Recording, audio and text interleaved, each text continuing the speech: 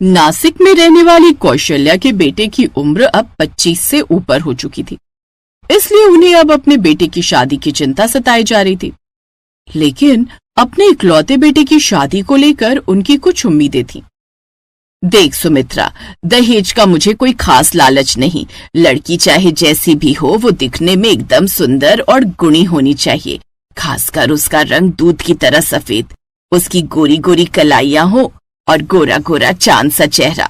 तू भी ना कौशल्या, कितने बड़े बड़े सपने देखती है। अरे कम से कम अपने बेटे को तो देख, क्या कमी है मेरे बेटे में।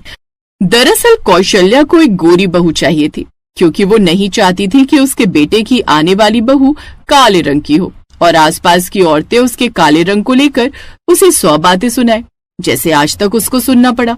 उसने कई लड़कियां देखी, लेकिन हर लड़की को उसके रूप के चलते वो रिजेक्ट कर दिया करती। और एक दिन उसकी बहन उर्मिला उससे मिलने के लिए उसके घर आई। अरे कौशल्या, क्या हुआ? तेरे बेटे की बात कहीं पक्की नहीं हुई क्या? ऐसी चलता रहा तो तेरा बेटा तो कवारा ही रह जाएगा। तू तो अपने बेटे की दुश्मन बनती जा रही है। तू बहन है मेरी या दुश्मन? तू नहीं चाहती क्या कि उसकी शादी अच्छी लड़की से हो?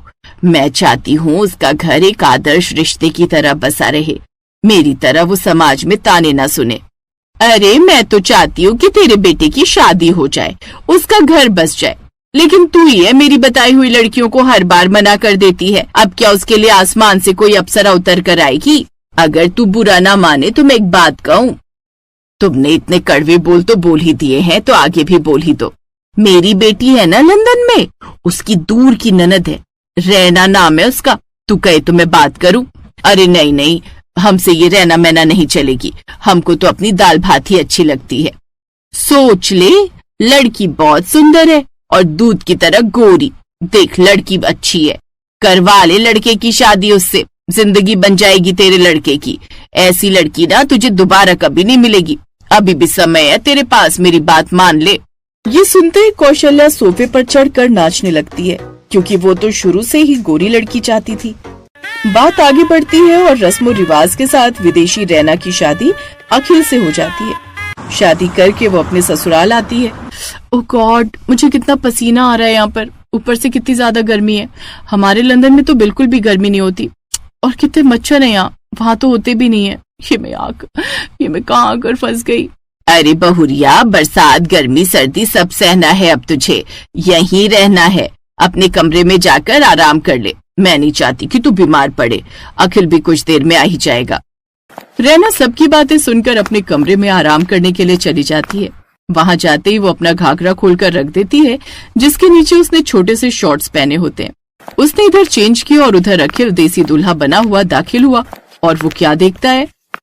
बेबी, ये क्या है? क्या है? हाँ, मैं तो सोच रहा था सुहागरात है, घूंघट उठाऊंगा, लेकिन घूंघट तो छोड़ो, यहाँ तो लहंगा भी नहीं है। क्या है ये सब? ओह गॉड, अब हिंदी फिल्मों के हीरो की तरह ये सब ड्रामे मत करो। मुझे बहुत गर्मी लग रही थी, इसलिए मैंने लहंगा उतार दिया। अब तुम जल्दी से एसी चालू कर दो, इस गर्मी में तो मैं पागल ही हो जाऊंगी। It's so hot.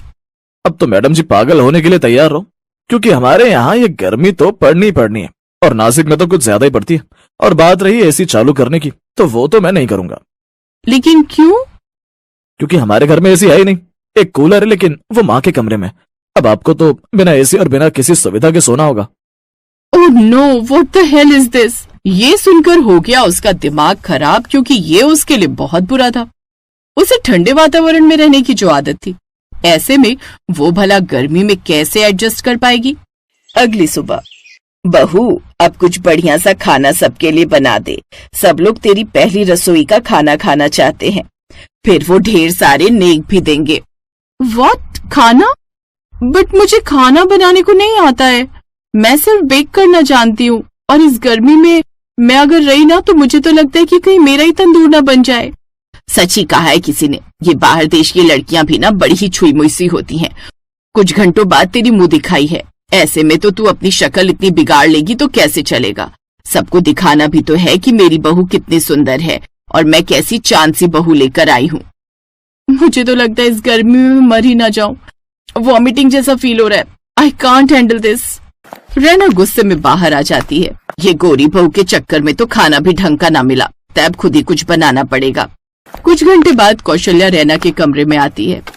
बहू अब तैयार हो जा, तेरी मुंह दिखाई की रस्म है और अच्छे से तैयार होना। तभी उसकी नजर अपनी बहू के चेहरे पर जाती है, जिसके चेहरे पर गर्मी के चलते रैशेज हो गए थे और बड़े बड़े दाने भी। हे भगवान, ये कुछ ही देर में परी से ताड़का कैसे बन गई। अब कौशल्या को ऐसे ही अपनी बहू को सबके सामने ले जाना पड़ता है और लोग तरह तरह की बातें बनाने लगते हैं। ये क्या कौशल्या आंटी, ये आपकी बहू है? आप तो कहती थी मैं ऐसी बहू लाऊंगी जो गाना गाएगी कि गोरी है कलाइया, पहना दे मुझे हरी हरी चूड़ियां। लेकिन इसकी शक्ल देखकर तो लग रहा है कि ये खेत में टमाटर बोकर आई है। ऐसा मत बोल, उसकी बहू तो बड़ी सुंदर और विदेशी है। सभी उसकी बहू की खिल्ली उड़ाती हैं और वहां से मजाक बनाकर चलती बनती हैं। अब सास को उस पर बड़ा गुस्सा आता है, लेकिन वो कर भी क्या सकती थी। उससे इस बात का बदला लेने के लिए वो उसे जानबूझकर खेतों में काम पर जाने के लिए मजबूर कर देती है। व्हाट? खेतों में जाकर काम? पर मॉम जी, मेरे को तो खेतों में काम करना ही नहीं आता, तो फिर मैं खेतों में काम कैसे करूंगी? और ऊपर से वहां गर्मी भी बहुत है। हाँ माया, तुम कैसी बातें कर रही हो? ठीक कह रही हूँ। अब चुपचाप खेतों में जाओ और अपने पति का हाथ बटाओ। कम से कम 4 लोग मेरी तारीफ तो करेंगे कि अंग्रेजन बहू भी इतने अच्छे से काम करती है और हिंदुस्तानी रस्मों को निभाती है। चल अब जा। ये हरे हरे खेत कितने सुंदर लग रहे हैं ना। आखिर मुझे तुम्हारे साथ रोमांटिक गाना गाना है। हो गोरी है कलाइया, पहना दे मुझे हरी हरी चूड़ियां। गोरी है कलाइया, पहना दे मुझे हरी हरी चूड़ियां। अपना बना ले मुझे साजना, गोरी है कलाइया। अरे अब तुम पेड़ की छांव में बैठ जाओ, मैं तब तक काम कर लेता हूँ। अखिल रैना को एक जगह बैठने के लिए बोलता है, लेकिन अचानक से तेज धूप में गर्मी के चलते वो फिर से बेहोश होकर गिर पड़ती है। वो उसे जल्दी से गोद में उठाकर घर लाता है। अरे ये क्या हुआ बहू तुझे?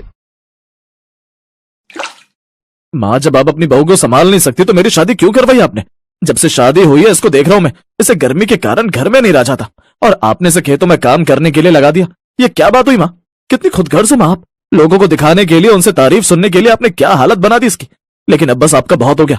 मैं आपको एक बात साफ साफ कह देता हूँ, अगर आपने अपना बर्ताव बदला तो ठीक, वरना मैं इसको लेकर चला जाऊंगा और कभी वापस नहीं आऊंगा। अब कौशल्या को अपनी गलती का एहसास होता है और वो उसे माफ कर देती है। मैंने तेरे साथ जो व्यवहार किया उसके लिए मुझे माफ कर दे बहू। अब तू आराम कर, मैं तुझे किसी भी तरह की कोई परेशानी नहीं होने दूंगी। इन गर्मियों की वजह से मेरी विदेशी बहू बिल्कुल ही परेशान हो गई थी। तेरी इन गोरी गोरी कलाइयों में बस हरी हरी चूड़ियां ही अच्छी लगती हैं, खेतों का फावड़ा नहीं। ये बोलकर वो उसको अपने गले से लगाती है और वो समझ गई थी कि जब हम अपने घर में हीरा लाते हैं तो हमें इसे तराशना भी पड़ता है।